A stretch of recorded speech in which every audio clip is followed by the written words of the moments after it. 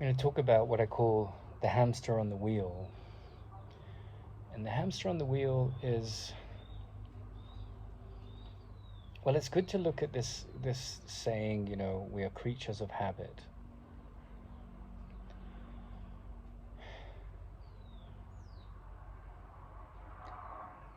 And you think about the sorrow in the world, the sadness, the violence, the aggression, the war. It's all based on attack and defense thoughts and grievances. And people who are depressed or overtaken by a mood, they are very much characters that have gotten trapped in a certain worldview. And that worldview appears to have come about by circumstances. I am the victim of the story that I am participating in. But really, it is a product of the mind and perception and attitude and decisions that flow from those attitudes. And so, people can blame their parents, and obviously horrible things can happen at the hands of parents, or at the hands of teachers, or at the hands of lovers, or at the hands of enemies. But the trick is to end the enemy inside you, the belief that an enemy is possible, because you project that into form. Where there's unconditional love, which is where you find your own nature, that's the reflection of your own nature in the quality of unconditional love. It's to be found there. There is no enemy in such a state. The enemy is a projected illusion. And so, there's a series of lessons in the Course in Miracles, and it just focuses on, I think it's 10 or 15 lessons, and it starts with the same statement: I am not a body, I am not a body, I am not a body, I am not a body, I'm not a body. Day after day it's repeated. But we consider ourselves to be a body with a mind, and the mind is attached to the state of the body, the state of its health, and often to reactive thoughts: defense, attack, judgment.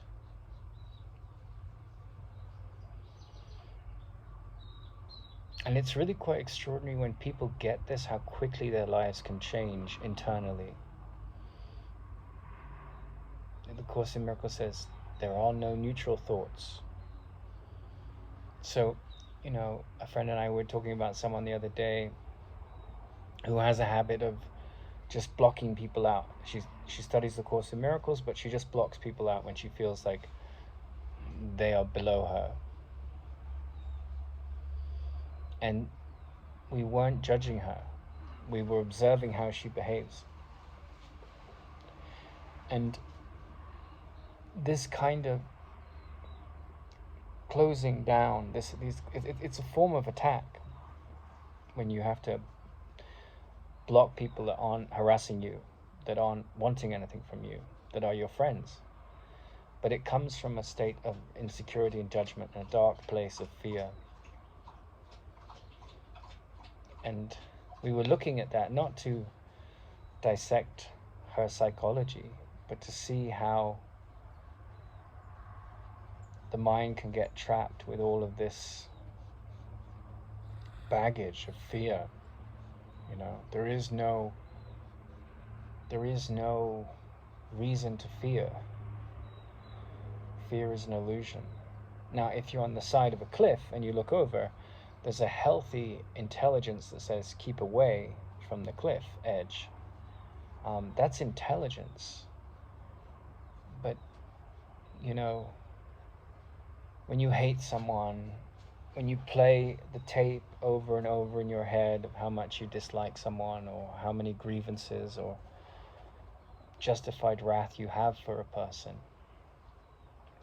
I think you do that a certain amount of times till you sort of you've heard this statement, perfect love casts out fear.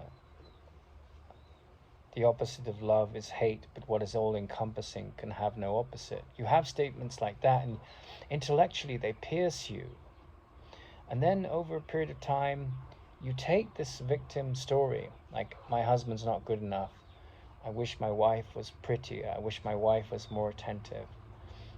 All of these gripes, you know. I wish I'd lived longer, I wish I was healthier, I wish I was smarter. And you look at them and you sort of analyze where they're coming from, and they're all coming from this state of having to see perfection in the future and some change. Now, if the door breaks, you fix it, right? So that does imply time and change. But if peace is your nature, and if you're not a body, then the practical aspects of life get attended to. But because life in the body is real, it happens. There are ramifications to the things we do. But the more the heart opens, the more the awareness of one's true nature gets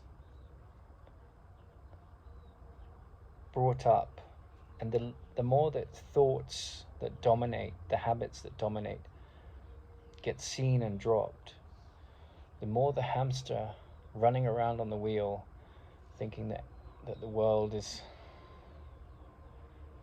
a prison sees that it isn't.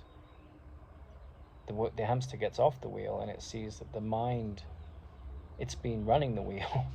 The mind is the prison, and the mind, you have the keys to change the locks on the door to that mind. You have the keys to change who gets in and what they do inside your mind in terms of the psyche's voices. And I don't mean that everyone's a schizophrenic, but you know, that saying by Joseph Campbell that the schizophrenic crack-up drowns in the waters that the mystic swims in. It's like the electromagnetic spectrum of the psyche.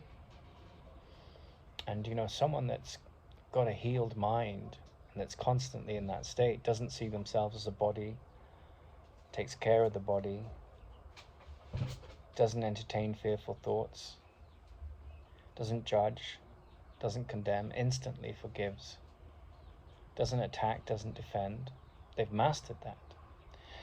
And one would call that person a mystic or a whole human being, or someone that's transcended the belief that they are human, actually aware that they're spirit. And then on the path to that, you have all these psychological aberrations with different intensities of fear mixed in the waters of what you really are.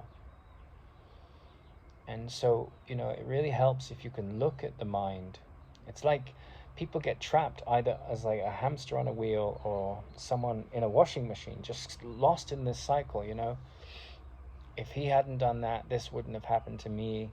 My life wouldn't be screwed up if she hadn't done this or she hadn't said that. Why am I such a poor wretch, you know? And as that mind switches off, gratitude takes its place, forgiveness takes its place, peace takes its place. Comparison goes out the window, not in terms of like using comparison to find, you know, a design story or a standard of design, or, you know, think about a problem in physics, or compare the different prices for a journey. That stuff is perfectly sane. But it's where I come in and I'm a victim of the past, and I'm trapped in the past, and I'm trapped in my identity as a body. You know, you just start to watch that and it drops away.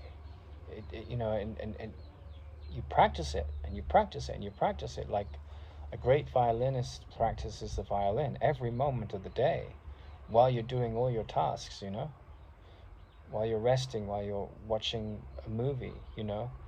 There's this slow percolation, gets faster and faster and less uneasy, less stressful, where you see this emergence of quietude in the mind, peace in the mind, you know. And I've had periods in my life where, I remember it was a period where I was living in the south of England, and I was very much alone and lonely, and the mind would just race, and it had all these stories about the victim of the stories that I saw myself to be living in. And I'd studied the Course in Miracles for a long time, and yoga, and had many, many spiritual experiences, but it was like this old habit cloud came in and covered the story of who I thought I was. And I don't think that could happen now, because you get to a certain level with mind training where you see through this hamster story, and you start to develop trust, and like the universe opens other doors, but you're not going around seeing yourself a victim of the world. And I've had horrible things happen to me, and it's, I'm not saying it's easy. I would say that, forgiveness is the hardest thing to master. Everyone has to deal with it. A fraction of people are born each year that can solve the most difficult mathematical problems. And not everyone can solve that. But every single human being has to deal with grievances and letting them go until they become enlightened. And however small you grant the story of the hamster on the wheel, of the grievance mechanism in your mind, however much power you give that, to that extent you support sickness and insanity and sorrow. So like, it's quite helpful to see this idea of a person locked in a washing machine with dirty water and trapped in there, or a hamster on a wheel trapped in a prison, just going around with these these thoughts. And it always starts with I am, and then or I was, or I have been, and then there's a victim story after it. I'm bitter about X, I'm bitter about Y. If I hadn't had the parents I'd had, if I didn't have the illnesses that I have to handle, if I didn't have to, if I'd married a different woman, blah, blah, blah. Always at the, all of those phrases encapsulate a victim. There's no gratitude, it's just fear and insecurity. So, you see that, and it's like poison. And you get off the wheel, you see it, and it drops away. I mean, it's the seeing that causes the dropping away. People say, how do I stop it? You see it, like a snake, you don't go near it. That's poisonous. You don't tamper with what's dangerous. You don't feed it with your obsession, and you say, well, that's my obsession. It has no place in who I am. And so you make time to sit quietly, and you watch as, with this detachment, you watch as these erroneous victim-based mentalities drop away. You get out of the washing machine with the dirty water. As if you perceive yourself in that metaphor as the hamster, you get off the hamster wheel and you sit still. You may watch the wheel running around for a while, but you're no longer generating that thought system of I'm a victim of the world I see. What I see is a form of vengeance. It takes a lot of love and faith and determination and sanity. But no one's going to save you from your own insanity except you by changing your habits. People can point at it. They can be catalysts for saying, hey, you're full of shit. You deserve better. Stop putting yourself down. Make the most of the moment. Don't be a prisoner of your past narrative about how things could or should have gone, or shouldn't have gone. Accept everything as a blessing and a gift. Don't compare and judge others or self. And embrace this silence of your being where happiness lies. That's all it takes.